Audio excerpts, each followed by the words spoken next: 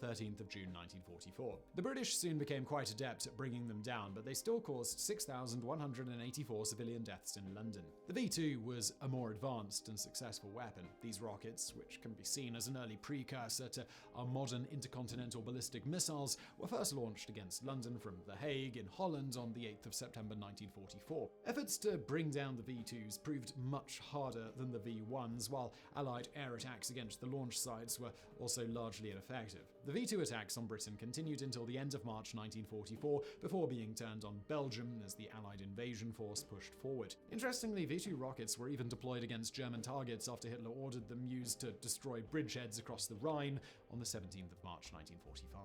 The V2 caused more damage than the V1, but in total inflicted fewer deaths, with 2,754 killed in London as a result of the attacks. But the combined damage of the two weapons was horrific, with an estimated 20,000 houses damaged each day at the height of the bombing campaign. But it's long been said that these V weapons were more psychological than physical. While their damage can't be discounted, it was significantly less than what occurred during the Blitz. Things would have been quite different, however, if the third V weapon had ever been fully utilized.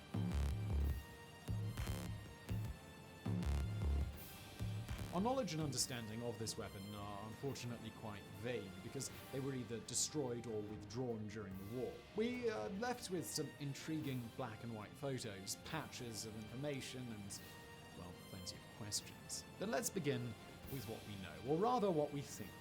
The V3 was quite unlike any gun before or after it, in that it used multiple propellant charges to generate its massive firepower. These charges were placed along the barrel and were designed to go off at the very moment the projectile passed. If that sounds horribly complicated, well, it really is, and it was one of the biggest obstacles to the V3's success. The gun used solid rocket-fueled boosters instead of traditional explosives because they were easier to use and better suited to the gun's unique requirements. These boosters were placed in symmetrical pairs, 32 in total, we believe, along the barrel that was reported to be a huge 130 meters, was 430 feet long. They were angled in such a way that their thrust would hit the base of the shell as it passed by them. The gun was designed to use 150mm caliber shells, each weighing 140 kilograms, and as I said earlier in the video, it was hoped that the gun could fire at a rate of 600 shells per minute with a muzzle velocity of 1,500 meters per second.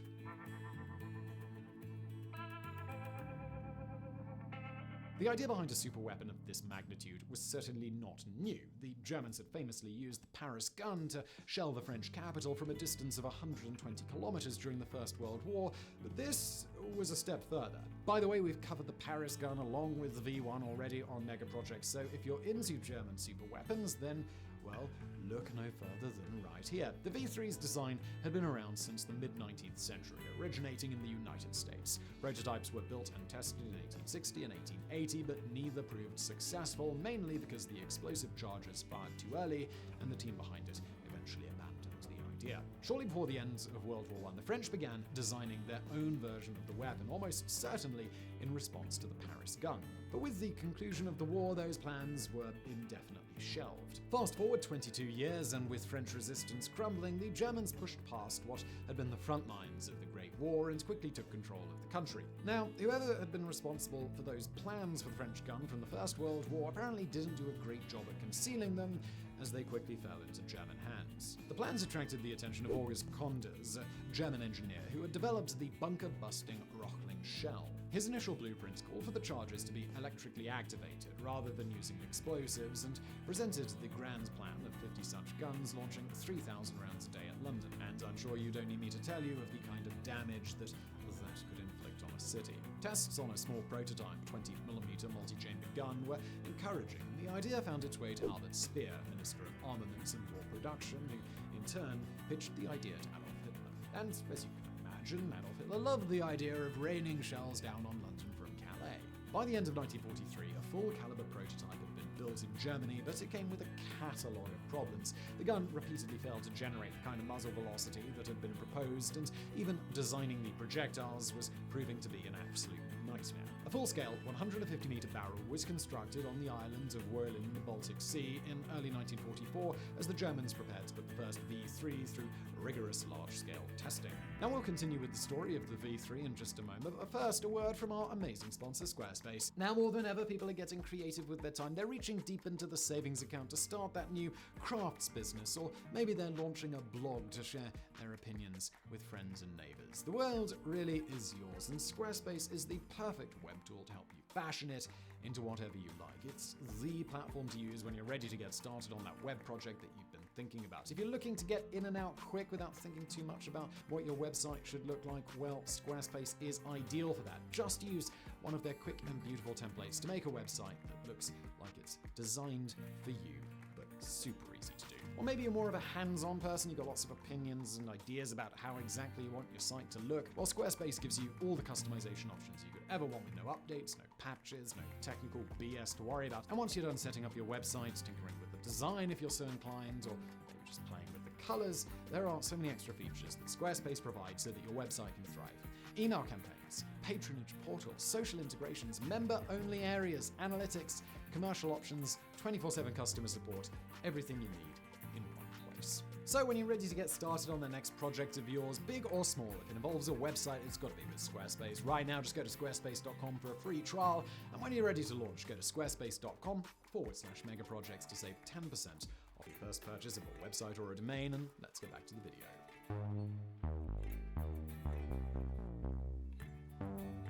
The German testing of the V3 was hampered because of the slow process of designing a new projectile for the superweapon.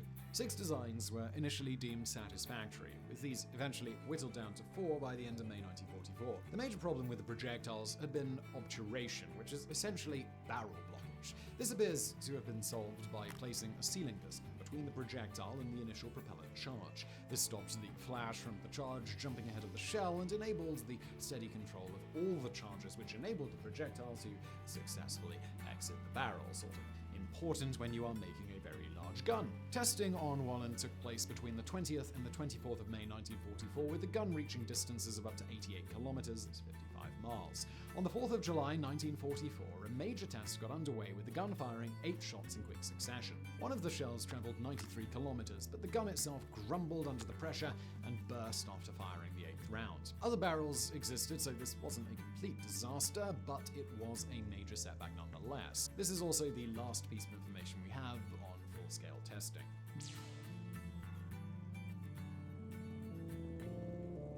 Throughout development and testing, the Germans had been searching for and then preparing the perfect launch site to attack London. The site they chose was Mimiec, an area 18 kilometers, that's 11 miles southwest of Calais, and 8 kilometers from the coast, meaning it would be out of range of Royal Navy guns lurking in the English Channel. Codenamed Weiser, Meadow, and Bauvorhaben 711, Construction Project 711, work began in Mimiec to build the V3 launch site in September 1943. It was built using prisoners of war from the nearby concentration camps, alongside the organization TOT, which was the civil and military engineering organization in Nazi Germany. The Mimiec site was composed of 2 parallel facilities, roughly 1,000 meters apart. Each came with 5 weapon chambers, each 105 meters long and angled at 50 degrees. Each of these chambers was designed to hold 5 V3s clustered together. The chambers exited the hillside through enormous concrete slabs, 30 meters wide and 5.5 meters thick, designed to protect the muzzles below. Roughly 20 meters below ground lies a complex network of tunnels and underground ammunition storage galleries, as well as support facilities for the estimated 1,000 soldiers from the Artillerie Abteilung 705 unit that would have manned the guns. What we see today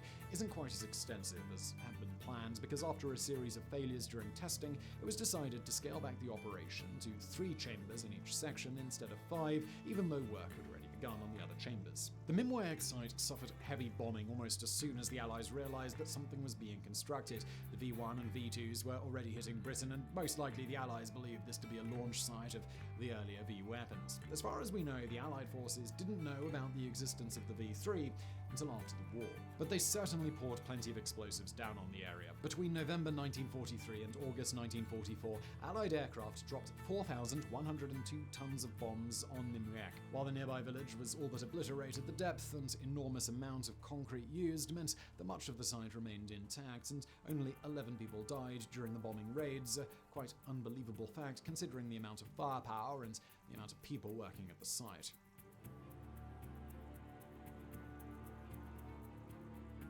One of the most daring planned raids on Mimwag came under Operation Aphrodite, which included what can only be described as rudimentary forms of drones. 2 separate attacks were launched against Mimwag, the second of which included a young Joseph Kennedy Jr., older brother to the future US President John F. Kennedy. Operation Aphrodite turned out to be almost completely ineffective, but it does paint a fascinating picture as to the extent the Allies were willing to go to attack these launch sites in northern France. The plan was simple, yet complex enough to never work properly. The idea was to take B-17 and B-24 bombers that were no longer fit for regular duty and load them with explosives. The aircraft would then take off as normal, but when it reached an altitude of 600 meters, the crew would bail out, leaving the aircraft under the control of another aircraft nearby using the ASON system, a radio control system originally designed to guide bombs to their targets. The bombers also had 2 television cameras fitted in the cockpit with a view of both the grounds and the gauges in the aircraft, which was then beamed back to the mothership, as it was referred to. In theory, the mothership could take control of the giant flying bomb these aircrafts had become and guide them towards their targets, where they would dive nose first and obliterate everything on the ground and hopefully beneath it also. It was hoped these kinds of attacks could destroy the formidable underground bunkers that the Nazis had built across northern France. However, the operation was nothing short of disastrous. Of the 14 missions flown under Operation Aphrodite between August 1944 and October 1944, not a single plane managed to hit its intended target. On the 12th of August 1944, Lieutenant Joseph P. Kennedy Jr. and Lieutenant Wilford J. Willey climbed into their B-24 Liberator, stuffed with 9,071 kilograms of explosives. The bomber hurtled along the runway at RAF Woodbridge before lifting slowly into the sky. The target that day was the still mysterious Mimwag site, although unbeknownst to the Allies, this site had already been effectively abandoned after a series of heavy bombing raids. Sadly, still some way off their bailout points, the explosives on board the B-24 detonated unexpectedly, killing the 2-man crew instantly.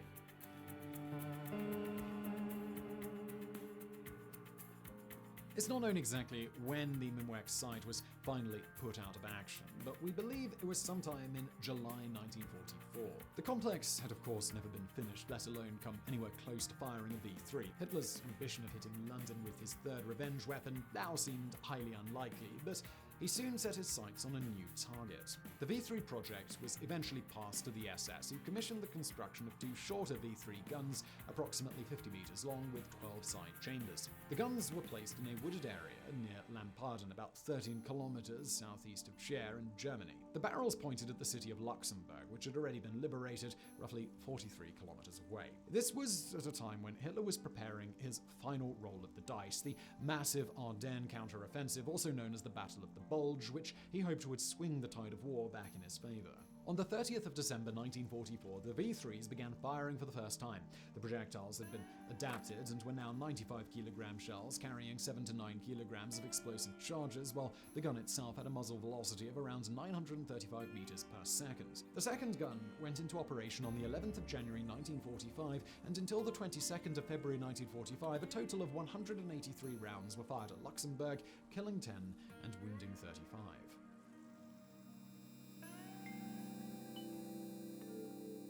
As German defensive positions began crumbling along the Western Front, the V-3s were withdrawn. It seems as if there was plenty of discussion about relocating them to other areas, but nothing concrete ever came of it, not least because the German railway system now lay in absolute tatters. A small version of the V-3 fired its final round on the 22nd of January 1945, with US troops now only 3 kilometers away. There is still so much we don't know about the V-3. We're still not sure whether the Germans felt confident enough after testing it to install them at Mimwag.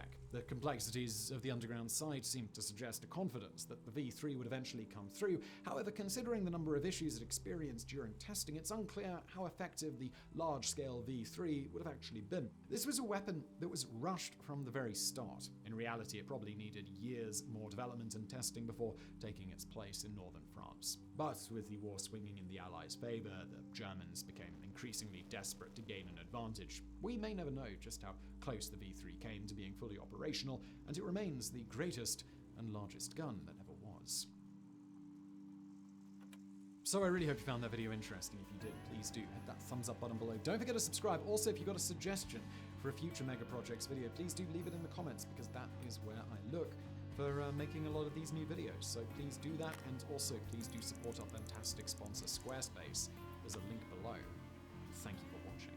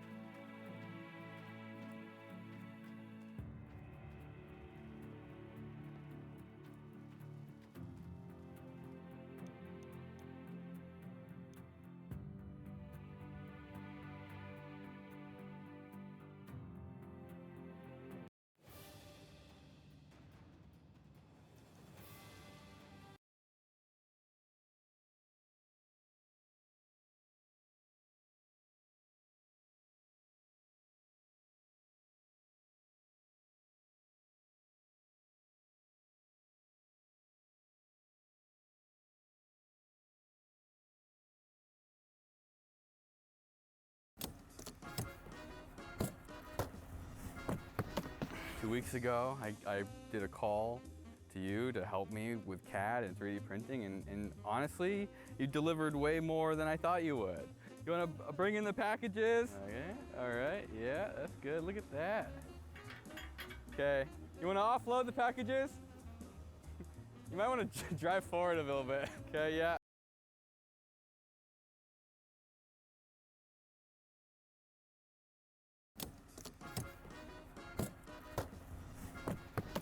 2 weeks ago, I did a call to you to help me with CAD and 3D printing, and honestly, you delivered way more.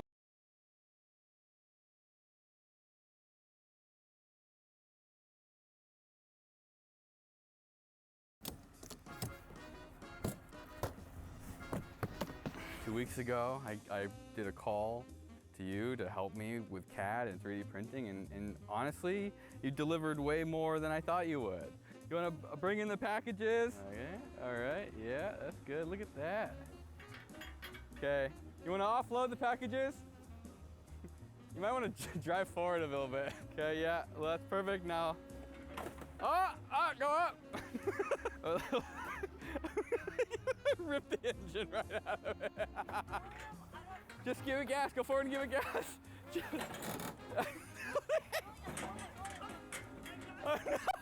Oh no! Some people might be thinking that's a disrespectful way to unload packages. Nah. Look, one more inch forward, I would have hit the battery. Oh, dude, that was so close.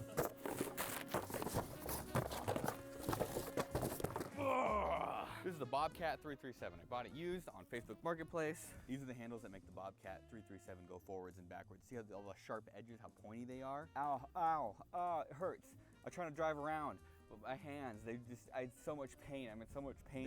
The handles, one's gone and this one's completely rotted and horrible, and it hurts. So I'm gonna test the handles out. Paul and Aura. I feel bad. I'm hoping we didn't break it.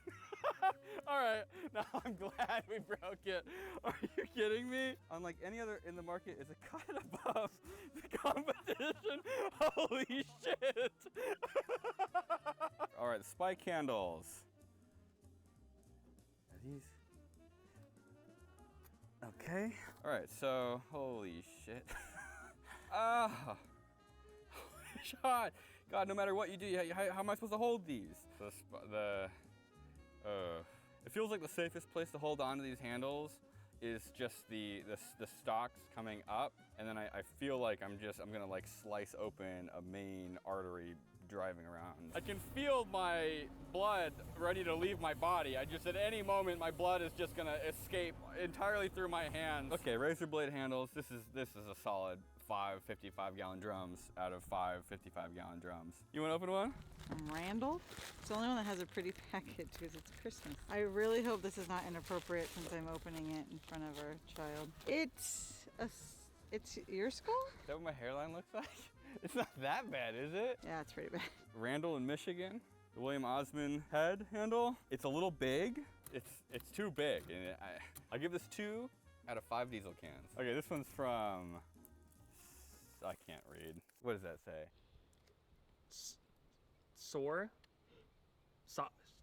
S.i.R. S.a.a.r. All right, glue it to the handle. Don't stick it up your ass. This looks like it might actually be more uncomfortable than just gripping the hexagon. I think this is Vin Diesel. No, that's The Rock. All bald people look the same. This basically feels exactly the same as holding on to the raw hexagon handle. Yeah, I can't tell the difference between the two right now. 0 out of 5 diesel cans. All right, this is from Ben Johnson. Oh my God, what is this? Hey, these look pretty good. Let's head on over to William to see what he thinks of the handles. Doesn't fit. 0 out of 5, doesn't fit. Our next one is from Matthew from Arkansas. AR is Arkansas, right? Right? Oh, that's awesome. Oh yeah, that's awesome. It's a little loose, but I like the comfort. There's like the spikiness in the right places. This is like a solid 4 out of 5 diesel cans. This is from Kevin from Kauai. CO, right, Kelsey? I hope these excavator grips work for you. I wanted to make something that stood out from the rest. Haha. That's why no one's making dicks. I'm so proud of you guys. Oh, this is exactly what I would do. Does it fit? Don't try too hard. I'm not. I'm just gonna. So you guys went to open sauce and you had a blast and you can't wait for next year. Me too. Oh, they're so sweet. We know them. I hung out. Yeah. They were super, super sweet. I like these people. They were so sweet. I like vividly remember meeting them. And they were really nice to Potato. And they were really nice to your mom. Your mom liked them. I don't really remember anything from Your open mom sauce. took a picture of them on her phone. Really? If you send stuff with a self-addressed envelope, I will send you stuff back. If you don't, Yeah, self-addressed and already stamped. unless you're like a child, then I will probably also. Like a little kid. How would you know? Because they send letters and they're like writing, they're like, I'm 8 years old or I'm 9 years old. Everyone's all of a sudden gonna be 8 years old for free stamps. Did I break it already? Oh. It immediately broke. 4 out of 5 diesel cans. This is Joshua from Kauai, CO. Oh, they're saying you should have Michael and Lily on the podcast. That's a good idea. Oh, like a duo? Yeah. All right, Joshua, let's go see what William thinks of these. I'm sorry, I don't know if you're a child or not who made these, but this is like a 1 out of 5 diesel cans. Like the different shapes I don't like. My finger gets kind of sliced every time I move the handle back and forth. I don't know what you were thinking. It's a good effort though, I appreciate it. Austin from WI, Wiener. Let's go! These are awesome. There's lots of gaps and stuff. Like the printer did totally fine with it. I like this. It feels like I'm holding hands with a tardigrade? Tardigrade. Tardigrade? Partygrade. Brum, brum, brum. Tardigrade. 2 out of 5. James from Fort Collins, Kauai. I hope this letter finds you well. The moment you sent a call for aid in need of a new knob for your excavator, I knew what I had to do. It's actually a pretty comfortable grip. I suggest mounting it with the balls facing forward. Yeah, no, take it out. You take it out. You started, come back here. Yeah. All right, we got our first one, ladies and gentlemen. All right, so unfortunately for you, Mr. Gray Penis, your gray penis is not fit. Wizards in Canada. Your name can't possibly be Wizards. Yeah, see what flavor you get. A bulldozer and a blurry hot dog. Wait, where did you get that? You opened a package? I love this bulldozer. That's actually amazing. This leaves a lot to be desired. I'm 2.5. JSMPF from Alaska. All right, what do I think of your excavator grips? You know, they're nice. They get the job done. 3 out of 5. They sent you a Mark Rober autographed domino, but they ripped it out and they just sent you the empty package. Is there a hole in the package? Oh my God! It got eaten by the machines. Can you shout out my 8th grade science teacher, Miss Simon? She's the greatest teacher I've ever had. All right, shout out to Miss Simon. I support brain injury awareness. Is this a real thing?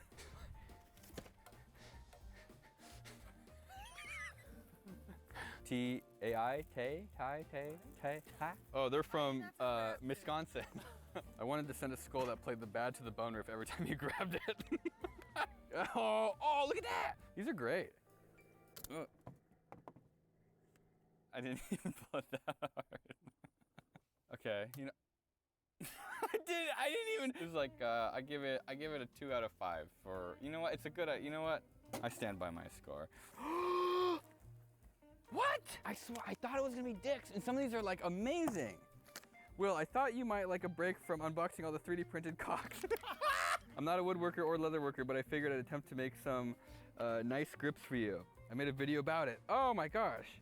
The adventure of making these on his channel is Evan Monsma. Evan Monsma.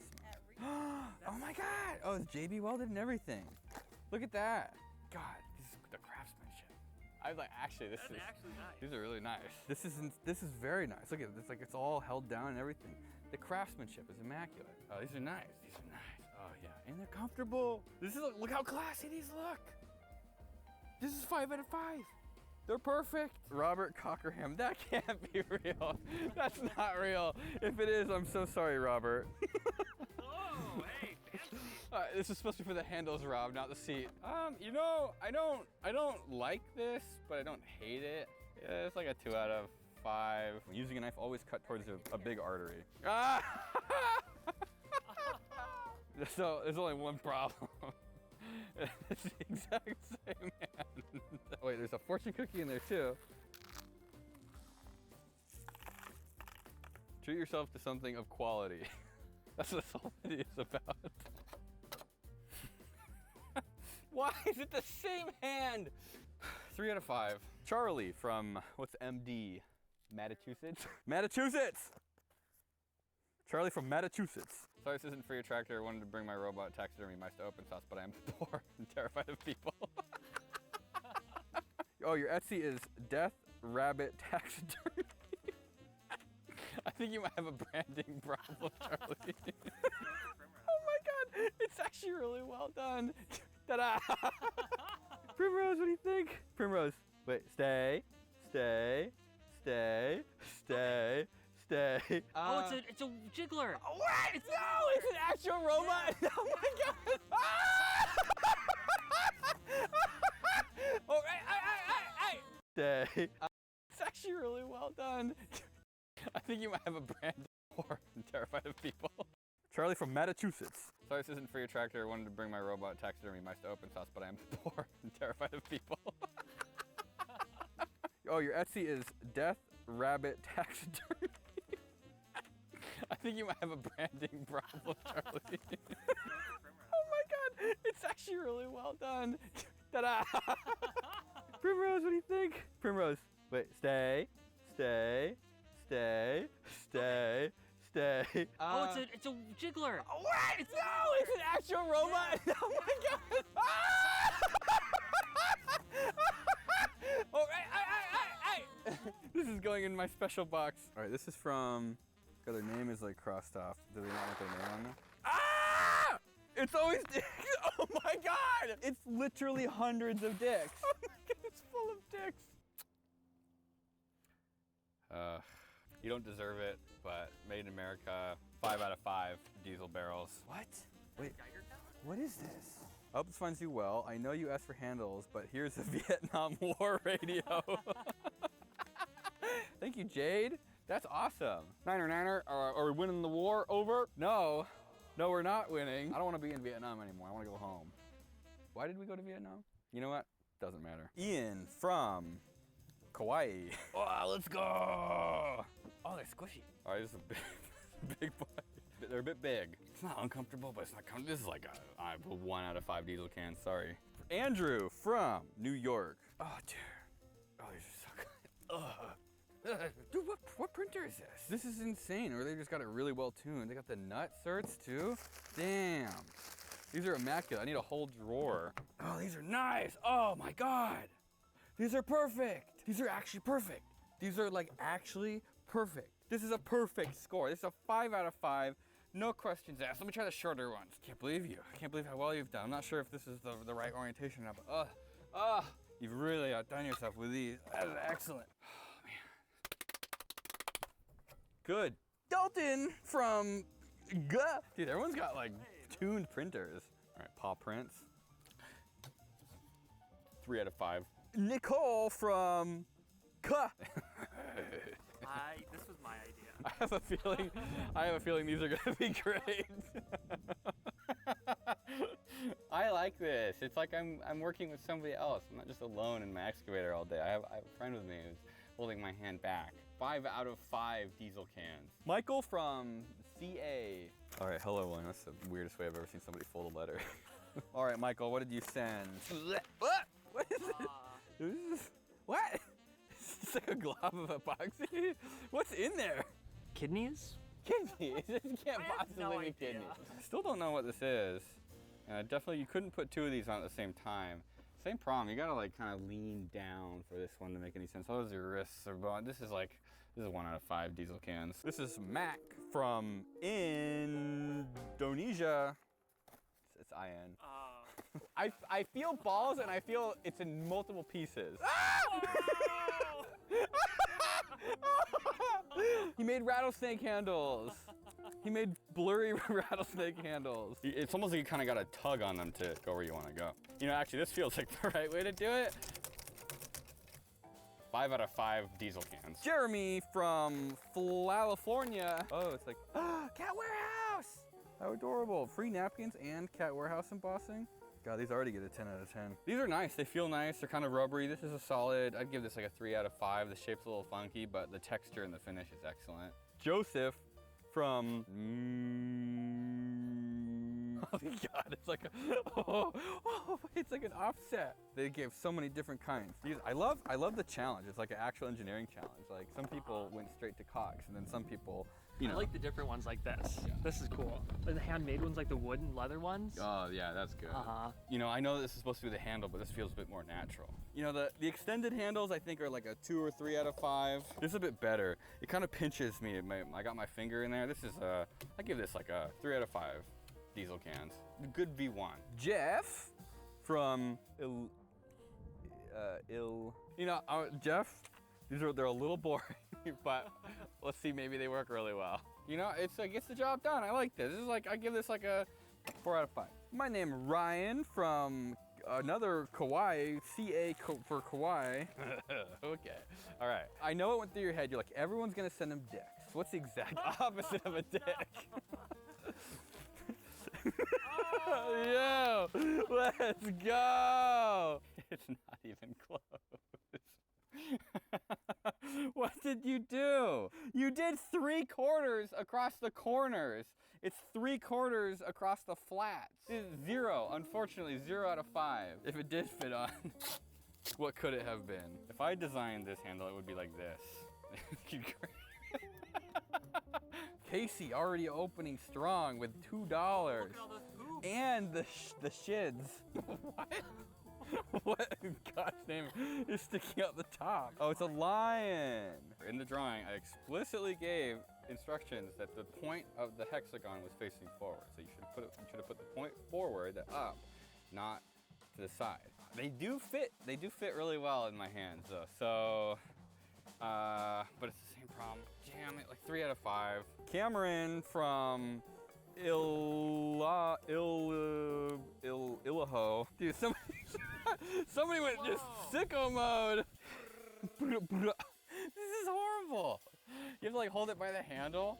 I mean, it hits your wrists. They're cool, but they suck. I'm gonna have to give you a solid 2 out of 5 diesel cans. This from Australia. This is from Luke in Australia. Oh, Jesus. I swear you sent a dick all the way from Australia. They're enormous. Damn. Oh, and they just slipped past each other. Can you hold that really quick? The grip is nice. The print is smooth. These are it's ergonomic. I actually like these a lot. 5 out of 5 for the ding ding handles. I like these. This is Robert from, what? Oh God, these feel gross. This is like sort of disgusting feeling. This must be silicone. Yeah. But like a super low yeah. diameter. It feels luxurious. It's a little too squishy. There's something kind of a little gross feeling about it, like the skin is about to fall off. This 3 out of 5 diesel cans. Devin from Hawaii. Dude, these are big ass handles. Oh my God, these are enormous. I almost can't even grab them. All right, I mean, Devin, I'll be honest, I appreciate the effort, but these definitely. Dude, how big is this guy? Is he like a basketball player? Giant. Devin has massive hands. Hey, you know what? Once it's installed, these aren't that bad. You know what? I feel bad for talking smack. You can't put your thumbs on it, but like using your paws is nice. This is like a solid, I give this a 3 out of 5 diesel cans. Troy from Kauai. What? Is this the same person? It's another golf club. Oh, look at this. I think I saw something of hers. The head is nice. The jaw is kind of sharp and scrapey. Maybe if you go forward, so it's like facing into the world. Cool. I'm 3 out of 5 diesel cans. It's not bad.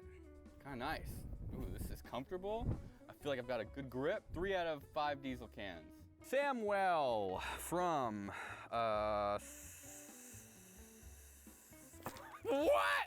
Oh, what is this? What? These aren't even gonna fit. I think these will fit. Why does it have like a thing for a mouth? The head, the knob on the head is kind of nice. Like we have a comma. I don't.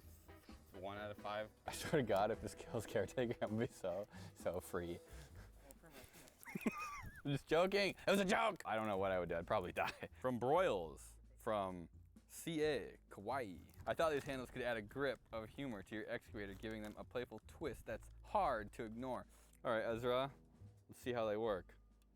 Oh, I can already smell a 5 out of 5. Look at that. It's like, it's construction orange. Close your eyes. Okay, eyes are closed. Good. All right, now open your mouth. Keep your eyes closed, Okay, and then reach out and grab the control sticks and tell me how you feel. Oh no, I know what they are. It's not bad, right? It's not. It actually I works. actually like the sideways ones. I like the sideways handle. This is pretty nice. Oh, this is. I'm so sorry. Whose were these? Now it's only balls. It's only balls. That's a 5 out of 10. 5 out of 5. Jesus Christ. 5 out of 5. Oh, you look at it. It's in a little box. That's cool. awesome. Radio in there. What is this? Coyote Co. Made by Coyote for you. This side up. Jimmy Neutron with a gun. They drew a picture of Jimmy with a gun. Oh wait, these are just figurines. This is like a heavy print. What is this? Like a resin cast print? Wait, is this like, what? Ooh, that's a nasty spiky one actually. That's hard. That's a player pokey. Sadistic. It's actually almost sharper than the knives. You know, you're so sick, I'll give you a 0 out of 5. And this one here, what is it? It's a cat. 5 out of 5 55-gallon drums of diesel. Nick from VA. What's VA, vagina? Dick or not dick? I see an arm, so probably not a dick. I think it's a Well, actually, wait, this is, they found the sweet spot right in between dick and not a dick. Ooh, see, this is good. This got the angle upwards, puts them straight. This is nice. I like these. I'd probably give these a perfect score. It's like a 5 out of 5. This is from, is it Jack? Jash? Jack with a C. Is that Jack? Jash? I think Yash, like or Yash, like Yasha. You know, I guess we're just gonna have to test them out. Evan from CA Kauai. Wait, did they just drop ship some like actual just handles? Oh no, they did print them. And then they vacuum sealed them. Does this person have like a shop or something? This is like really nice. All right, the set screws work great. You should be proud of that one. Oh, that's nice. You know, it kind of hits my knees a little bit, but I think that's more the excavator's fault. 5 out of 5 for all intents and purposes. I think the reason that they hit my knees is not your fault, it's the excavator's fault. It's weird. This is great. I love these. These are fancy. Aaron from for West Arkansas. He just took the shift knob from his Toyota Tacoma and put the excavator hole on it. He did. Wait, that hole is massive. 7/8 or something? It's supposed to be 3/4. 7/8 is enormous. 0? Carrie from AZ, what's that? Arkansas. My name is Noah, and here is the excavator handle for you. I'm 17, and it took me about 10 minutes in SolidWorks. You know, it's not uncomfortable. Like a 2.5. Matthew from what? You know, for not being a penis handle. There's a lot of penis energy. We're like halfway there. It's got the veininess of a wiener, but the sort of uncomfortableness of a wiener. So I'm gonna give this like a 2 out of 5. Kai from Oh my God! It's babies! Babies cast in clear resin. How do you smooth this out? This would be, you think flame polish it? Oh my God, it's gonna take me fucking ever.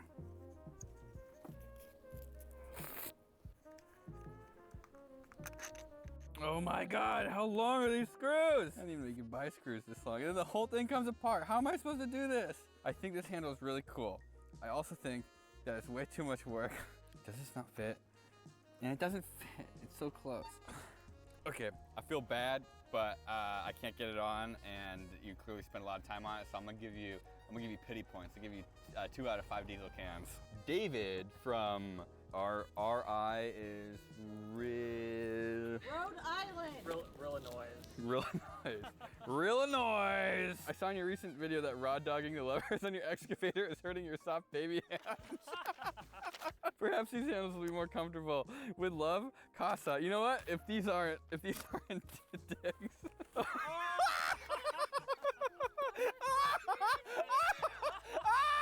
Oh, dude! Those are so good! Dude, these are so good. These are so good. Oh, these are great. These are perfect. This is amazing. So good. 5 out of 5. Matthew from, where did I do that already? You know what? I messed that one up. I don't know where it's from. This is from Micro Prospecting NW at YouTube. Alright. Does it shred your hands? It's like razor sharp on the edges. Don't fit. One diesel drum out of 5. Beulah. Blah. Blah. Bula. Blues porch. Bula.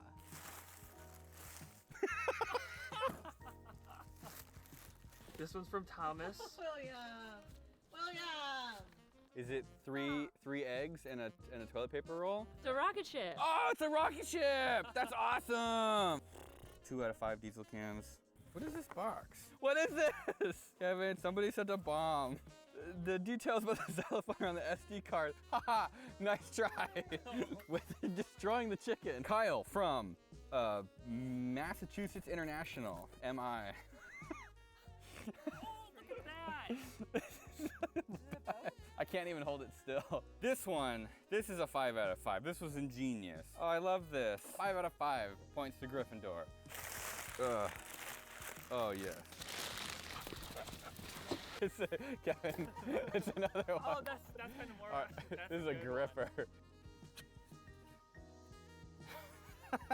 You know, I like it. 3 out of 5. It's uncomfortable, but it's funny. Maxwell from Montana. Ah! Oh, now it's all dirty. Bryce from West Africa. Oh my God.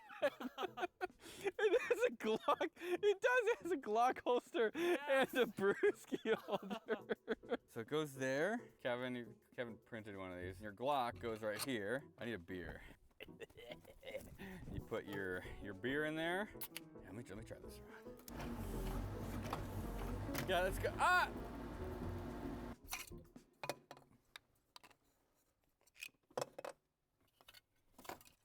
That one I had the most fun with. I gotta give it a 5 out of 5. Austin from CO Kauai. You know, if there was a state called Coca-Cola, would you live in it?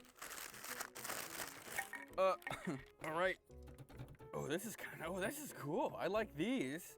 This feels pretty good actually. It feels natural. I like this. What is that? No! No! You can't end like this. Pocket Bible. How many pockets? There's way too many pocket Bibles. Life of Jesus.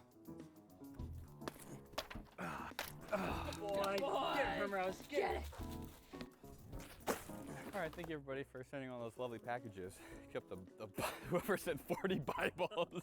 The overall winner and my favorite handles, the baby blocks. This is too good. You're a genius. These are perfect. These are great. They're amazing. You're the winner. The next award is the best penis handles.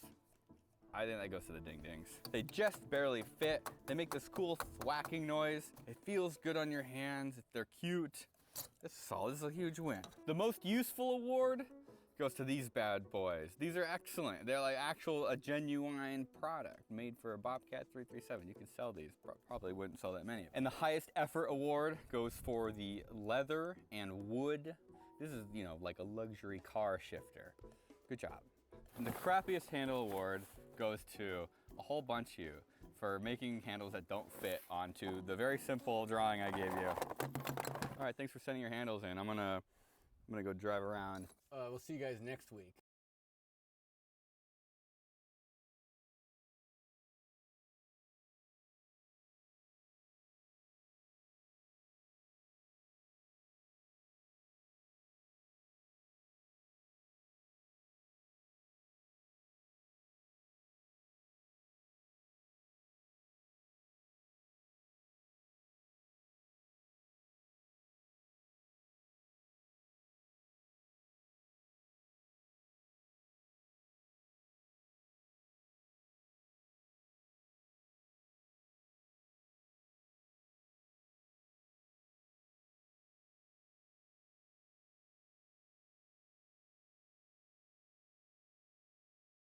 This saw blade is made of cardboard, and it's surprisingly effective, but it's not as good as I'd like it to be. So I'm going to make a bunch of variations of saw blades made of wood pulp and a few other secret ingredients.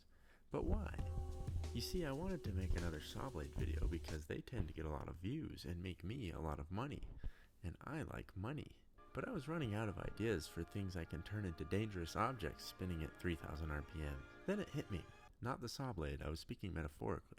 Why not use the very thing I wrote these ideas on for this clip that I recorded for this line to make sense? That still didn't make very much sense.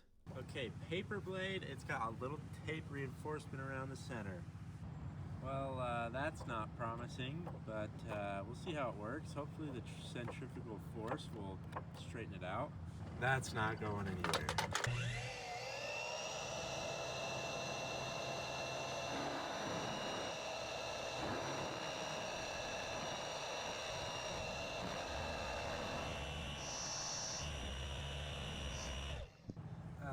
You know, I think I'm gonna count that as a failure. That might have been a little bit of user error, but I don't think we would have gotten far anyways. Let's try a different saw blade. I've got 6 other saw blades to test, ranging from simple to making spider webs. Alright, who wrote this? Okay, this is cardboard, but it's pretty thin. It's not corrugated.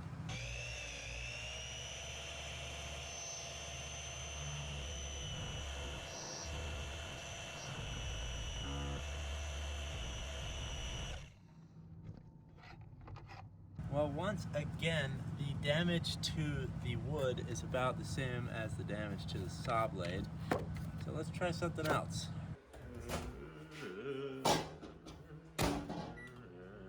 This is my favorite part.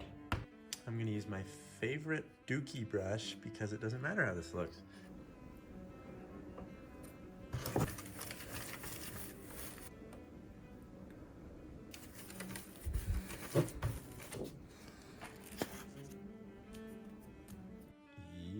Doggy. Oh, that might be too much.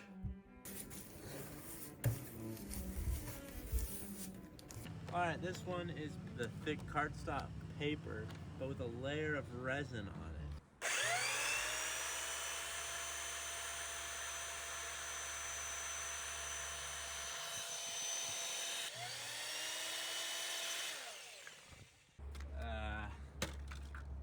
Excuse me, sir. You're supposed to stay tight. Huh, that's not good. What happened, bro? I guess the tape reinforcement was a lot stronger than the resin. So that answers that.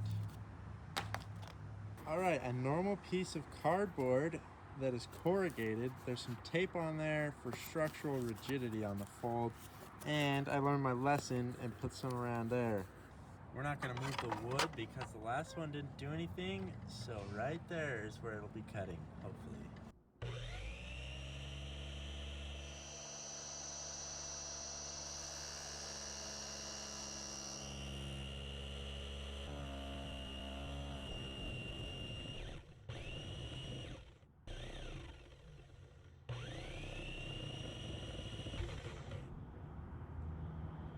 Looks like the middle failed once again. We were making some good progress though. The blade looks fine though, like not even, well, I guess there are some spots, but like for the most part, it looks really good. So far the corrugated cardboard is our #1. This is from a different video.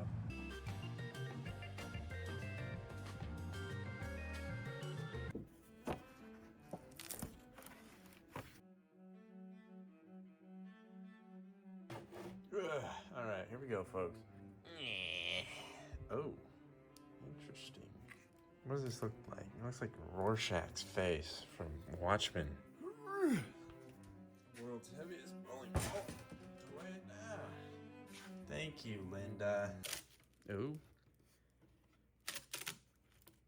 Oh, that's nice. They call me Stacy. Oh.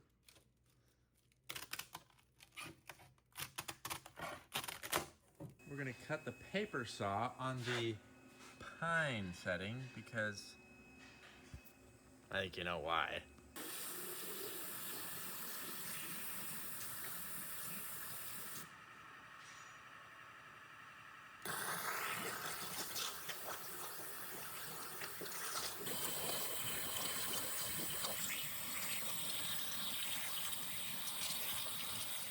I blew off the center piece with the water and it's split in two, which does not bode well for us, but let's see.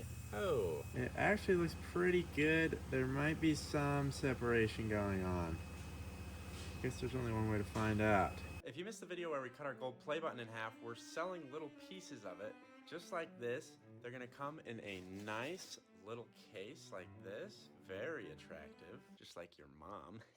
We didn't realize that the play button is separate layers. So every single layer is separated and I have to hand glue every single one back together till it's complete. So if you ordered one and it's taking a while, that's why, but we got it mostly figured out. So if you order one, it'll be a lot quicker on shipping time. We explained in that other video, if you order one, you get a chance to come out and meet us. It's kind of like a golden ticket Willy Wonka situation. So if you're interested, go watch that video if you missed it. And go check out our website, link in the description. All right, I got a lot more faith in this one. The layered paper with resin. Let's see how it does. All right, new piece of wood for our nice little saw blade.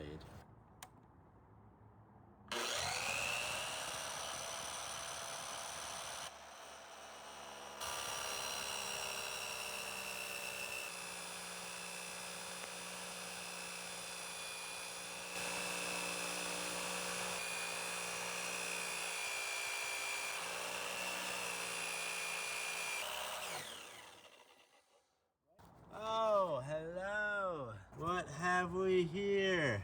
A nicely cut piece of wood. Look at that beautiful finish it left on it, too. That's just a bonus. How's the blade doing? Not half bad. It's worn down a little bit, obviously, but I mean, you could potentially go through 100 more of these. Easy peasy lemon squeezy. That really is so strangely smooth. I guess that's what happens when you cut wood with cut up wood. Here we go, folks. Round 2.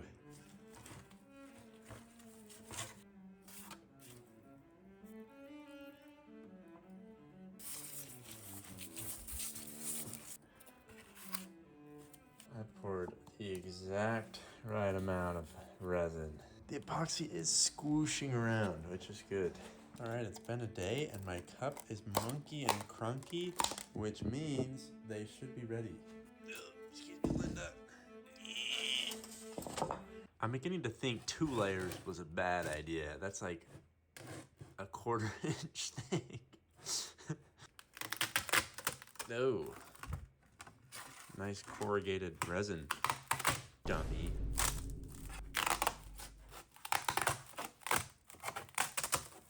Sweet. Didn't stick together. Oh, what a waste. You know what? When life gives you lemons, you gotta figure it out. So maybe I have an idea, and it might be better seeing as I think 1 layer of cardboard is probably just about thick enough. So I'm gonna try using that. And I have a special idea for our friend over here. For my special idea to work, I need access to the corrugations because Corey's in the house and he can't beat the allocations. Okay, for my special plan to work, I need some magic dust. That's right, MSG. Oh, I mean, silicon carbide. And I'm going to put it in the corrugations. Carefully now. Oh!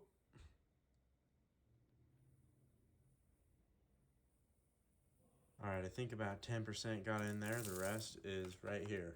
All right, new idea. I have mixed the resin and the silicon carbide together and made gritty resin. What are we hitting a Woody in the office? This is working like a charm. I feel like a drywall guy.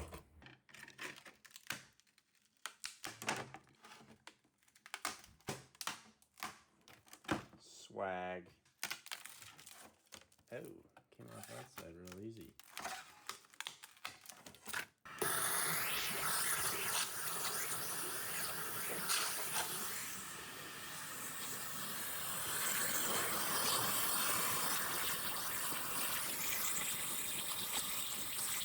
Ooh, I'm not saying I'm the goat or anything, but look at that. I mean, that's kind of goat behavior. Oh dear. Whose idea was it to get this all wet? Let's put this guy in the hot box to dry off. We are gonna crank this guy down so the washer will hold the blade in place and hopefully it won't start turning in the middle. Okay, I shouldn't have put teeth on this in 3, 2, 1.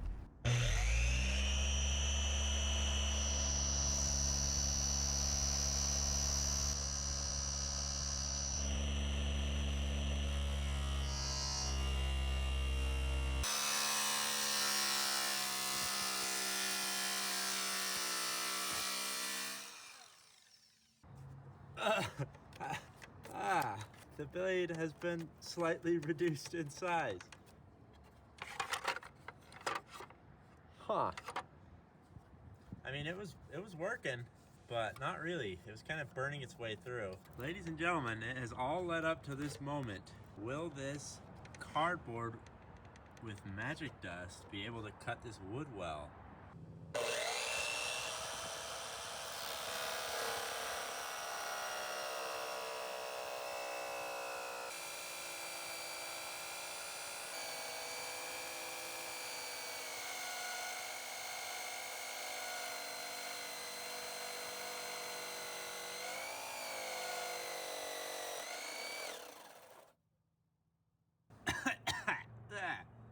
We made some cotton candy, and we haven't quite cut through it yet. Let's keep trying.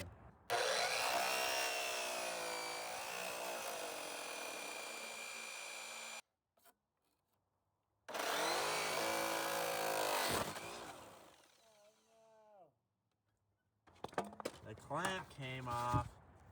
Ellie may clamp it. Well, we weren't doing super hot anyways. What happened to the saw blade? Well, it would appear that the thing this saw blade was best at was making cotton candy.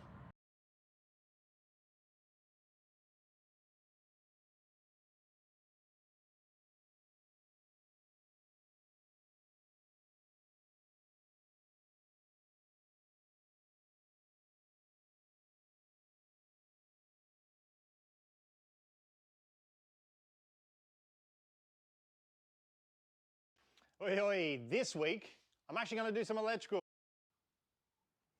Be a good shot through here. Surely not.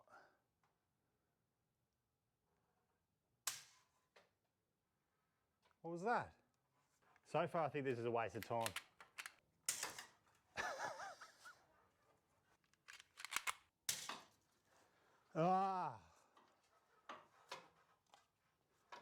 I'm just going to go the fishing line just to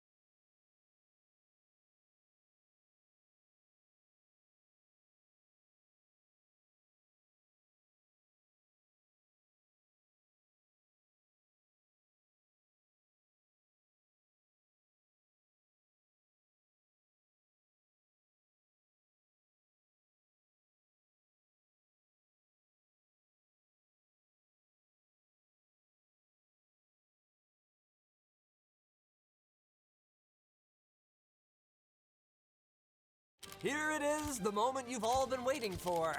Linus Tech Tip's first ever quantum processor. This quantum Z board is the first step toward a brighter future. Soon, we'll optimize everything from labs testing to vacation scheduling. We'll use machine learning and simulation to produce the most sought-after merch. It's going to be great. Okay, so Iran just admitted 4 hours before we sat down to film this that their previous statements were kinda BS. But darn it, we wrote a pretty sweet video about what this thing actually is, so I say we're gonna shoot it anyway. A few weeks ago, the Iranian government announced this to the world: the first product of the quantum processing algorithm of the Imam Khomeini University of Marine Sciences and Technologies.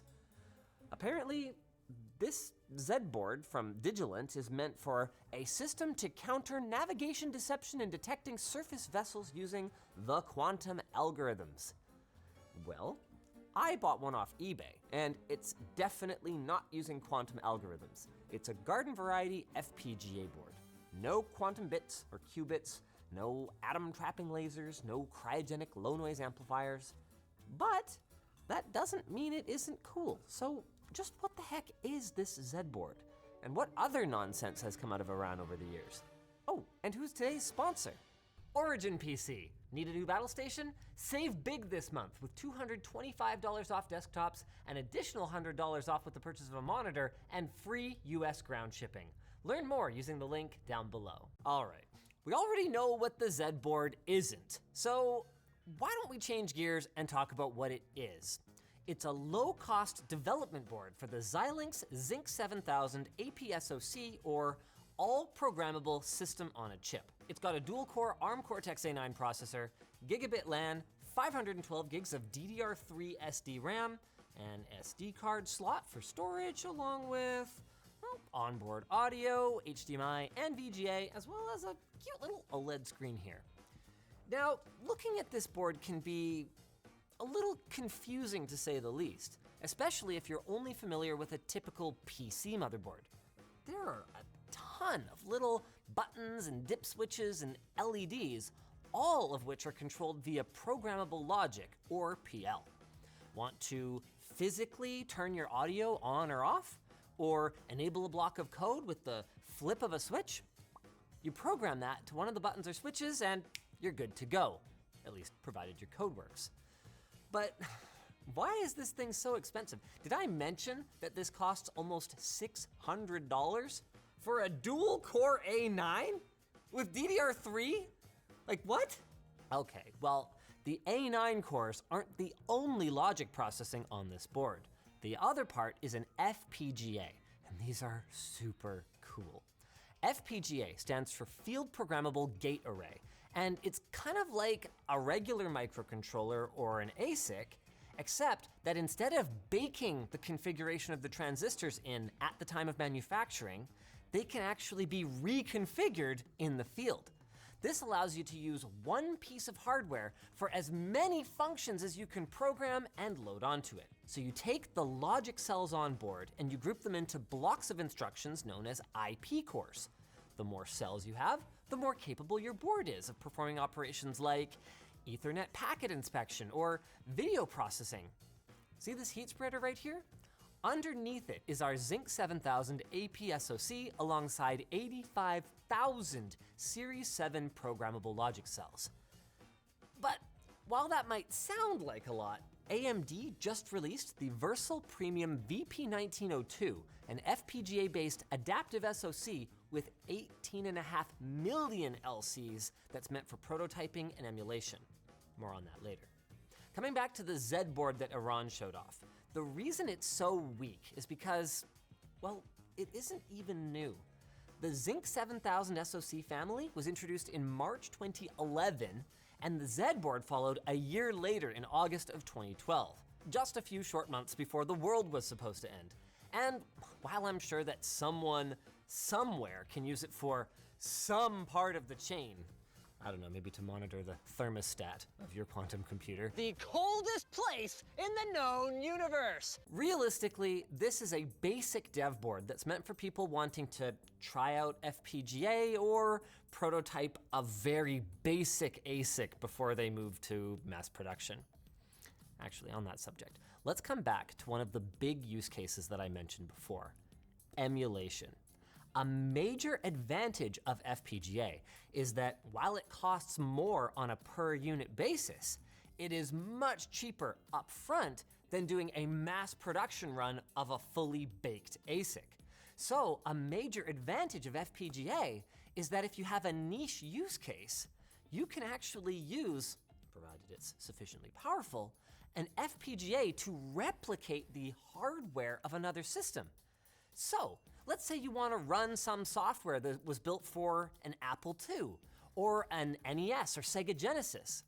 Because those devices were so simple compared to modern computers and consoles, with some know-how, we can program an FPGA's logic cells to behave exactly like the original hardware components of that old computer or console. I mean, it wasn't always as easy as buying a DE10 Nano Kit FPGA and following the MR Project's documentation. To get here, programmers had to visually inspect integrated circuits, which often involved removing the top layer of the chip, photographing and mapping the die layout, then writing the core via hardware description language, or HDL.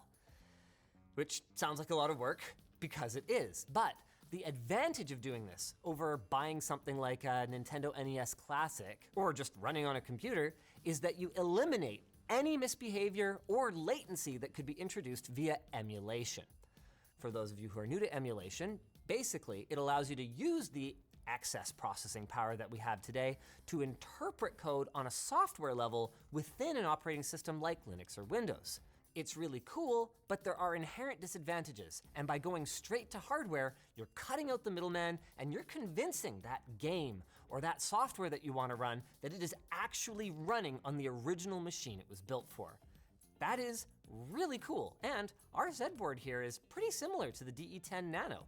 For example, they're both using Cortex A9 ARM SoCs and DDR3 memory.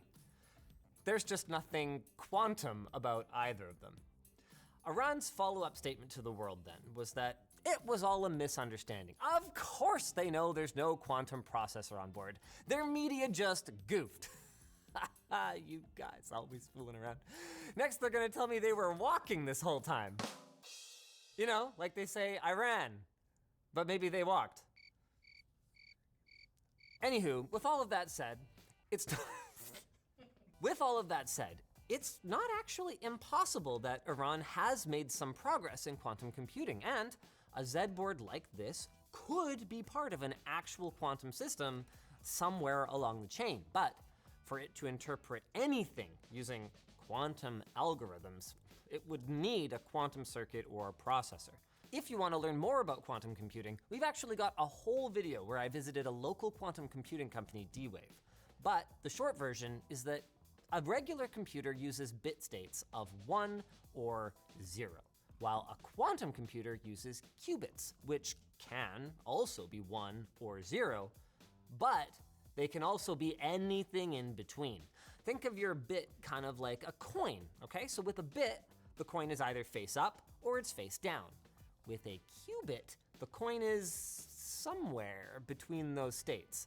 That's called a mixed superposition, and to help stop decoherence, or the loss of information from the quantum computer into the environment, you need to keep the quantum processor as close to absolute zero as possible, something that currently requires a ton of energy and infrastructure. Energy and infrastructure that the Z board clearly does not need.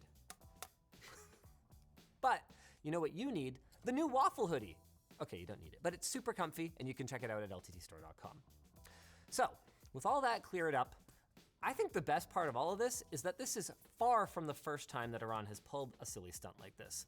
Around the same time as this, they unveiled Farah, a hypersonic ballistic missile that can supposedly travel at up to Mach 15 or 3.2 miles per second. And it also has like incredible maneuverability that can totally beat up your dad. Defeat any current missile defense system. Hypersonic missiles, those are nothing new, but many military technology watchers doubt that Farah can actually do what they claim, in the same way that tech watchers are sort of wondering if this is actually a quantum computer. Then, just a few months ago, an Iranian professor told the world that the Python Universal Software and Python Global Network could be used to predict the future. I hate to break it to you, but the only future prediction you'll be doing with Python is that we will see some data analysis and task automation written with Python. It actually gets better. An Iranian scientist claimed to have invented a time machine, the Aryak time-traveling machine, to be precise. Now, in fairness, Iranian government officials were quick to dismiss that guy and state that no such time machine exists, but he was the managing director of Iran's Center for Strategic Inventions at the time, not some random crackpot. And it doesn't end there. During the recent pandemic, Iran tried telling the world that they had a handheld COVID detection device that used magnetic waves. Turns out that that one looked less like an FPGA board from eBay and more like a bogus bomb detector that was sold by British scam artists over a decade ago. Iranian scientists actually distanced themselves from that one, and the Iranian Health Ministry refused to license it. Unfortunately, this seems to be the kind of thing that happens when your country undergoes a massive brain drain. Someone or some form of government gains control, often a dictatorship, but not always. And a lot of your citizens leave for greener pastures. Typically, the ones who are trained professionals with the education and the money to do so. Between 2010 and 2020, Iran saw roughly 500,000 people emigrate, which doesn't sound that bad until you consider that they've had a net negative migration rate since the early 90s. Yikes. I mean, at least the folks who are remaining did have the sense to backpedal on this, even if it only took, like 2 weeks? Considering the state of the world right now, it's probably an okay thing that Iran doesn't actually have a quantum computer, or a time machine for that matter. If you want to buy your own Z board, we'll have links down below. I'm not sure exactly what you or they will be using your Z boards for, but it certainly won't be to see this future message from our sponsor. Micro Center. Everyone hold on to your butts because Micro Center's got a lot of deals on deck for July. We'll start with their upcoming store in Charlotte. I swear, these guys are expanding faster than me after a Thanksgiving dinner. Micro Center also has deals you can take advantage of right now. For a limited time, you can get $25 off all processors when you visit them in store. That's right, all of them. Well, I mean, don't buy them all, but you could. And also, July is back to school month, which means deep discounts on a ton of great tech, ranging from laptops to keyboards and mice. Don't exactly know what to grab, but still want to score a deal? Their online PC builder can help you pick parts to the best of your part-picking potential. I know that's a lot of stuff, but Micro Center is there to take care of you guys. So check them out at the link below to learn more about the offers they've got running. If you guys enjoyed this video, check out the D-Wave video from a few years ago. It was so cool that I would describe it as like 0.1 degrees Kelvin. That's an inside joke because I kept saying degrees Kelvin. Yeah, whatever. It's not a degree.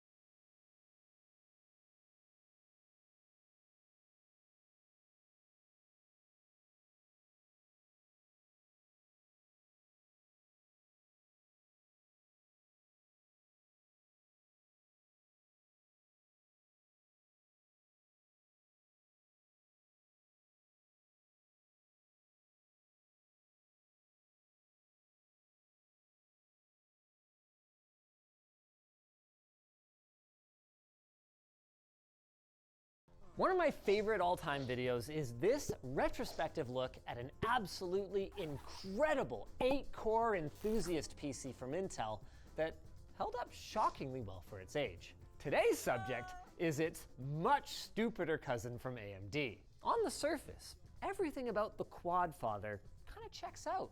It also looks flippin' badass. It also shipped with up to 8 processing cores, and it also supports the best gaming technologies from the time, like high-speed DDR2 memory and quad SLI GPUs. Luckily for Intel, that's where the resemblance ends.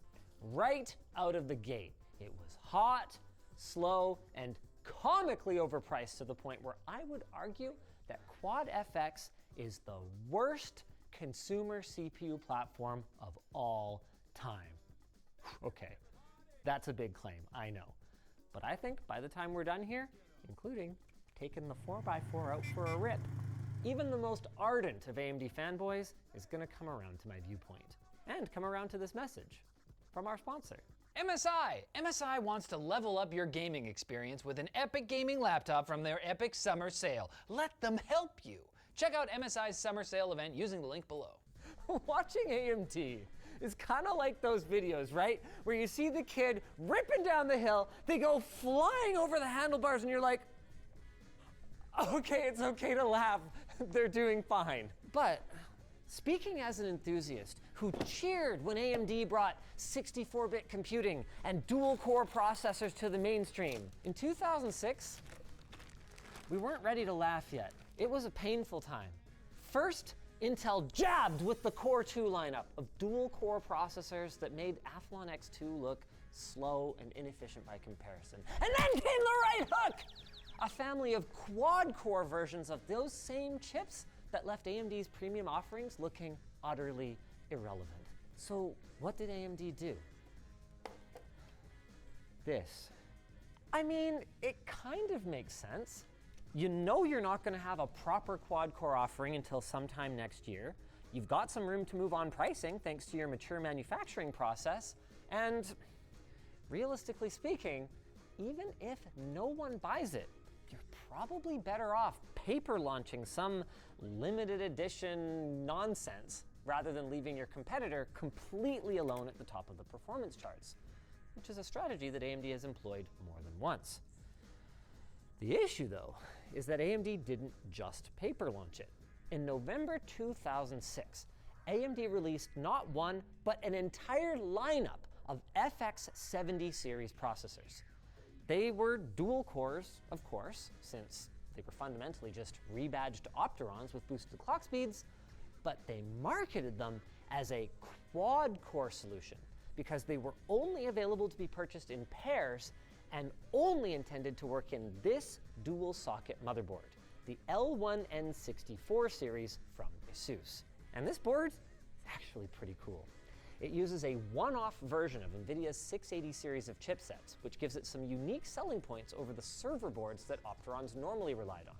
First up, it had support for regular unbuffered DDR2, which could operate at higher speeds than ECC-registered DIMMs at the time. Second, it had much more consumer/workstation-oriented I/O. I mean, look at this thing. Tons of USB, you got your eSATA, you got your optical audio out. I guess a lot of people use that. 12 SATA ports, though. My goodness. And finally, it had support for multi-GPU SLI technology. This is actually where our second curiosity today comes in. Remember how I referred to QuadFX as 4x4 earlier? Well, that was one of the earlier code names, and it referred to the platform's ability to run 4 cores and 4 GPUs at once. The name ultimately died, presumably when NVIDIA limited SLI to only 2 of the slots on the motherboard, but the capability actually remains if you use 2 dual GPU cards. Meet the ASUS Mars GTX 760, an unfathomably stupid product that actually came quite a bit later, but just felt like an appropriate pairing for this thing. We'll get into this in a bit more detail later on. First, I want to come back to QuadFX.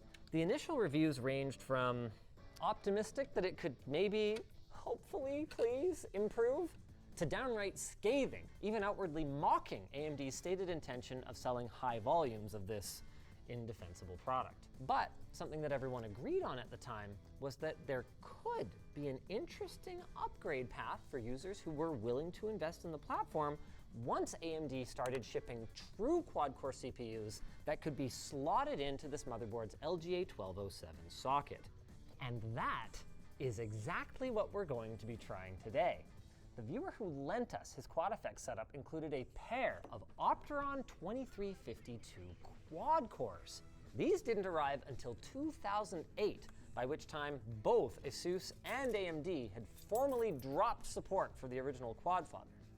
But with a revised /B version of the original board, or with a clever hot BIOS flashing trick, you could unlock the raw power of dual quad-core processors operating at a staggering 2.1 gigahertz. And all for the downright reasonable price of just $315.99. Come to think of it, that is pretty reasonable. But I'll let you in on a little secret. The price says very little about AMD's magnanimous nature and a lot about AMD's fortunes in the 2 years since this platform first hit the scene, when they were hoping to get $1,000 per pair of dual cores. Fun fact, by the way, we've got the coolers on now. You can see we actually had to 3D print a part for them, which I then had to zip tie the bracket onto because the 3D printed thing didn't have a hook. And that's not even the jankiest thing about this setup. Remember how I said that QuadFX didn't need server RAM? Well, these are Opterons, so they do. So much for the slot-in upgrade. Now, we could have easily obtained a pair of FX74s on eBay, including this delightful factory-sealed one. But since I didn't feel like spending $600 on e-waste, not to mention even more on dual-channel DDR2 ECC memory, sorry, we're running single channel, I didn't do it. Not when I could spend the money on the new fleece-lined shacket from LTDstore.com. It's a shirt, it's a jacket, it's both. Couple more finishing touches, like adding our second Mars 760. Oh, yes. I honestly just can't believe people bought either of these things. Like, literally anyone. I remember I was working sales at the time, and on more than one occasion, I saw orders come in for QuadFX, and I actually checked the invoice, called them. I got on the phone with these people and I tried to sell them something different, something faster and cheaper. But some of them were just such pathetic fanboys that I just couldn't do anything to help them. I also can't believe I hired one of them. That's right, there is someone who works here whose judgment is so impaired that they actually bought a QuadFX. In all seriousness though, Gary from the lab is a tinkerer, and he goes out of his way to subject himself to early adopter pain for the learning opportunities. That's why he actually dailies an ARC GPU as well. I question his masochism, but I do admire his moxie. Anywho, it's time to fire up this mess. Oh wait, no it isn't. We're gonna need some power connectors. Imagine having the 24-pin ATX power connector there, and that not being the worst thing about your platform. I mean, I make fun of it now, but at the time, I'd have given just about anything for one of these. I mean, not just about, not $1,000, less than that. Ooh! It's alive! Full disclosure, I'm not 100% sure if this is gonna boot up right now. Gary and Tim from the lab spent basically an entire day getting this thing operational. They have forbidden me from touching anything in the BIOS. We also had a couple of bent pins in the CPU socket that Dan fixed, and then it refused to install Windows XP, so we swapped it to Windows 7, which theoretically is going to turn on. Oh, also the onboard networking isn't working, so we put in this PCIe card. Oh, I guess I should plug a cable into it. Yes! Everything is working. We're going to follow a similar playbook to last time, so the first thing we're going to try and do is just an everyday no, it is not 2001. One moment, please. Oh, wow.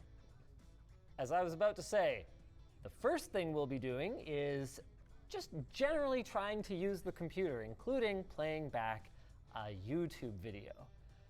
That took a long time to load. We could search the right. Oh. Did you see the delay between me clicking that text box and it actually highlighting? Let's start with 1080p video, shall we? Oh, okay. At least it upgraded to 720p. But we were sucking back 400 watts before. We've settled into 265, and I am currently playing back 720p video. Okay, what happens when I go to 1080p? Oh, it's going up again. Oh, did it go up again? Oh my God, 400. Okay, let's switch to 4K. No 4K playback. Okay, what's using up on my CPU? Chrome, just Chrome. I think it's time to move on to gaming. Okay, NVIDIA control panel. Is this supposed to happen? Sir. It wasn't doing that before. I'll just drop on over. Screw it. I'm playing. No! Wait, no. Wait, no! Oh my God. I mean, tell me this though. Is the FPS as expected? About 40 frames per second? Okay, then I'm not gonna worry about, oh my God. Oh, wow, that hitching though. This thing's a piece of Yes, it is. Why did you buy it? Because it was there. My suspicion, this card is actually defective. Well, let's go out to the control panel. That's correct. I do know how to configure things, you know. Yes, I know. But, you drop things also. Don't worry, it's not bothering me. I can text him and whoa! As he drops it. Okay, fine, we'll flip the cards. I think that'll probably fix it. This wasn't meant to be part of this video, but hey, it's a fun little lesson anyway. You can have a graphics card that's just a little bit defective. Like, say for example, the memory is no longer capable of running at its stock clock speed with stability without corrupting the data. And so what can happen is that GPU can still be performant, right? So you could hook it up in SLI, and if it's not the output, you can actually get a clean image, and you can get some, if not most of the performance scaling that you would get from two fully functional GPUs, but you won't really notice that the thing's broken unless you have the display hooked up to that one, unless it's running as the primary GPU. I've seen it a handful of times. Hey! Ooh, no green. I might have been right. Hey, it's running on high though. I have no sound, but I can do the sounds myself. Medic! Get on the point! It's a really rare platform, so most people don't have any context for it, right? But guys, it's really, really slow. Like in games, this thing was like half the performance of a Core 2 Duo. Yes! Oh, it has its moments. Oh. Remember guys, SLI was bad enough for NVIDIA to just unceremoniously discontinue it. Quad SLI was a lot worse. And the problem's exacerbated by running a more demanding game, which by modern standards, Team Fortress 2 obviously isn't, but for the setup it certainly is. Okay, this is pretty bad. I don't even think I'm gonna bother with Shadow of the Tomb Raider. But this is a CPU from 15 years ago with a small army of GPUs from 10 years ago. And it was worse before labs managed to hack together the NVIDIA and the ASUS drivers for these GPUs, which took us from a screen-teary 60 Hertz mess to the relatively smooth operation that you just saw. With all of that said, there are some things that are clearly holding us back. And a big one is these awful Mars GPUs. What a weird product. I mean, on the surface, again, it kind of made sense. ASUS recognized that buying two mid-range GPUs and running them in SLI sometimes was more cost-effective than buying a single high-end GPU. But then they did the whole thing wrong. 760s had only 2 gigs of VRAM, meaning that these 4 GPUs in the quad SLI configuration had 66% as much effective frame buffer as a single 780. Making matters worse, the combined card, just the individual card, never mind 4 GPUs, cost more than a single 780, and also cost more than 2 regular 760s, which you could equally just run in SLI if you really wanted to. I mean, you were there. Did anyone at ASUS think of that? It was convenience factor. What do you mean convenience? You know, one card, it's easy. Oh, shut up, you never believed that. The only use case that I could imagine for this thing is if you could run SLI in a non-SLI board. But then, of course, NVIDIA didn't allow that, making the Mars the kind of thing where you just go, how did this ever make it out of the R&D lab? But nobody bought these. In fact, I think they were even a limited edition product. So where would you be right now if you had actually purchased a Quad FX setup and we're still running it to this day, but with a more modern card? We're going to throw an RTX 3060 on here and find out just that thing. What is this, PCIe Gen 2? No, I don't think it is Gen 2. I think it's Gen 1. Theoretically, it's still backwards and forwards compatible. Look at this mouse go. Or rather, look at it not go. Look at it skip. Oh, hey, we're back. Oh, why would RTX 30 series be supported in Windows 7? Wait, that was a Windows 7 driver. There totally is a Windows 7 driver. It just didn't work at all. It doesn't really matter. The point is, the performance would suck. These are dual quad-core CPUs, and modern games do benefit from higher core counts, but their core architecture lagged behind the competition even at launch, and it hasn't aged well. Also, these are clocked a whopping 30% slower than the FX dual cores that came 2 years prior. That is a huge problem, especially in games at the time, which heavily relied on single core performance. Imagine getting an upgrade path that is worse than nothing. Congrats, AMD, you invented Metapod. And that is what makes this the worst consumer CPU platform of all time. I mean, if it was cheap and cheerful and had a great upgrade path, I'd be willing to entertain, what, Pentium D, maybe, Prescott, something in the Rambus era for that crown. But Quad FX made a sucker out of everyone who bought one, and then AMD promptly rewarded their most loyal fans by offering them a joke of an upgrade path. So goodbye, Quadfather. It's been an experience. Just like you should experience our sponsor.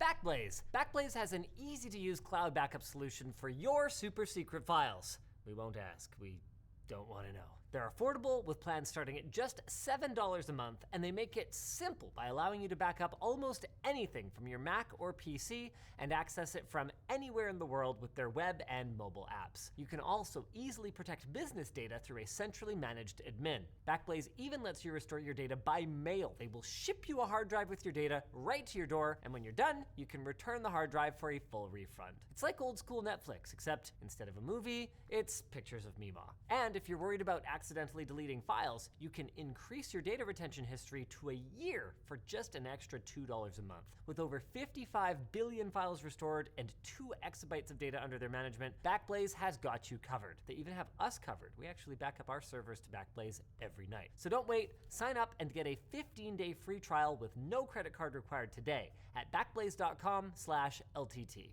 If you guys enjoyed this video, maybe check out the last time we built an expensive PC from the past. It was a lot better.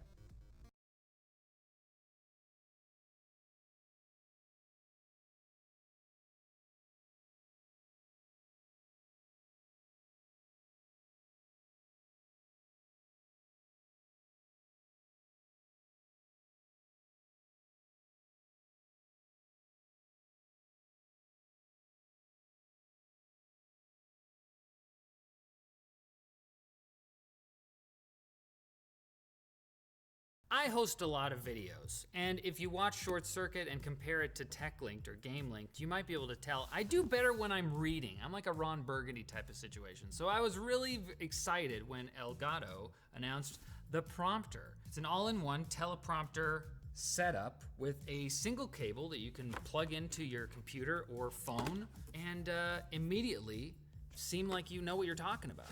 Now, if you don't know what a teleprompter is, it's just basically a screen that reflects a script up onto a piece of glass that sits in front of a camera so you can read the script as you're hosting.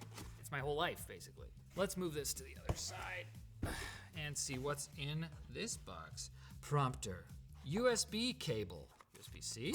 Ooh, a right angle, okay. USB-A to USB-C right angle cable. I don't know how long it is. It seems pretty long though. Braided, durable. Universal shroud and a DSLR mirrorless backplate. So this is gonna let you use this prompter with a bunch of different cameras, either a webcam, the Elgato webcams, or a dedicated camera that you bring yourself from home. I don't know how this works yet because I'll figure that out later. Step up rings to step up your hosting video Twitch streaming game. So these are rings that would basically serve as adapters to allow you to fit them into the prompter properly, depending on what your camera and lens situation is. I like how the packaging is all cardboard, not a lot of plastic in here. Okay, let's get the prompter out itself. It's okay. 2 pieces. Okay, this looks like the platform that the camera goes on, and sure enough, it's nothing. They can't slip it past me. Wow. Okay. I gotta say, like compared to the prompters that we work with here and the prompters that I've seen elsewhere, this looks slick. Like this is a slick-looking prompter. Maybe I'm being silly here, but I appreciate that there's sort of this like matte, nice finish on it. Like it doesn't look like cheap plastic or anything. And they have this cool like design on the bottom, signifying brains, because if you use one of these things, you're smart. Gotta say, that's a very, very small window. I don't see how you're gonna put in a DSLR lens in there, but it's because this is a plate that you can take off. It says for Facecam Pro. There we go, that looks like the prompters I'm used to working with. However, we also have a mirrorless camera with a lens that we're gonna try and fit on there and see how that works. It looks like you can take the tablet off, and sure enough, there are screws on the back there, so I'm guessing you can remove the tablet if you want, but. Now the tablet itself is a 9-inch screen. It's a 1024 by 600 resolution. And you might be saying, that's too low for gaming. Well, yeah, no, you're not gaming. All you're gonna do is like put text on here, so it doesn't need to be super, super high resolution. However, this mirrored display, hello. The glass portion of the display is obviously, it's a bit bigger than the 9-inch display. It's a bit taller, and it's got optical grade 70/30 beam splitter glass is what they call it, which just means, it's mirrored, so you can see what's on the display on the mirrored glass. Now, as for ports on the tablet itself, as advertised, there's just this single USB-C port, which you can connect to your Windows PC or your Mac or your Android. First of all, let's connect the webcam. Elgato says that they have, very wide compatibility for a lot of different camera setups. Hopefully the setup process isn't that confusing. Okay, so this is the camera platform, and then you can slide it up and down depending on how big your camera is gonna be. Oh, it's supposed to actually fit into that little window. Okay, yeah. Okay, see, that's nice. Let me just say, so far, this is real smooth. I mean, having a teleprompter made by a company that makes webcams is immediately nice because they have this like perfect cutout for their webcam that they sell. Okay, and now on the bottom we have these tripod mounts. So I guess you could either use this one or that one or both. Accessories. We also have these 2 cold shoe mounts on the top. So you have like a mini shotgun mic that you use for your setup. Then you can just stick it right in there. Thanks to UPDF for sponsoring this video.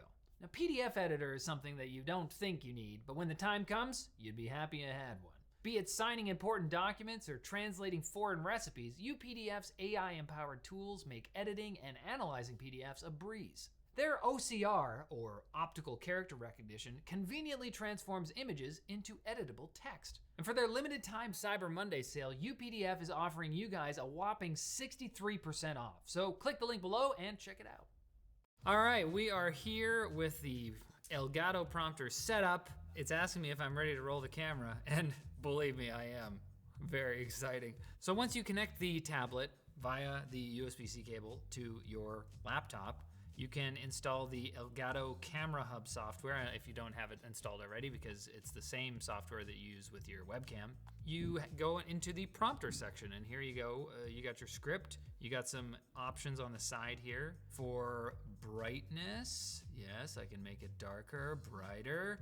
You have the content window where you can change it to be either text showing your script that you wrote or whatever, or you can have it as a secondary monitor, or an even better option, if it works, it's in beta right now, is this chat integration, where you can give it your Twitch channel and an optional title, and then it will like display the chat in their own style. We're gonna test this out by linking to just a random Twitch streamer that we thought of, Kit Boga.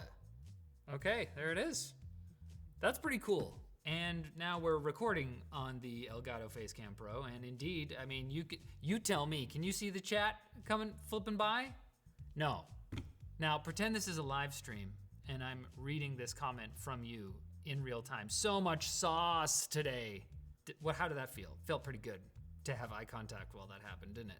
Now, depending on how fast the chat is going, I'm not sure how engaging this is going to be for the people making chat messages, especially when it's going this fast, as like someone's looking at the camera. Like, is it better to have somebody looking at the camera and trying to like read? Or is it better to have them looking down here and trying to read? Because in both scenarios, if they're actually reading your comment, talking to you through the camera, great. There's connection, there's parasocial dynamics going on here, and that's exciting.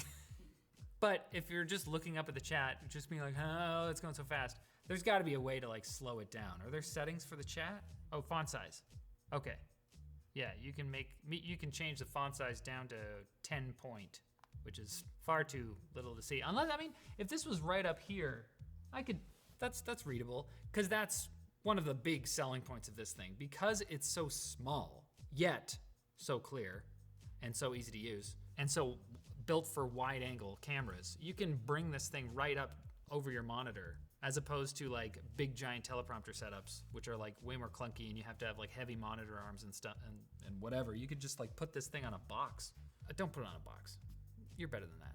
Oh, you can bring it more into the center or over to the side.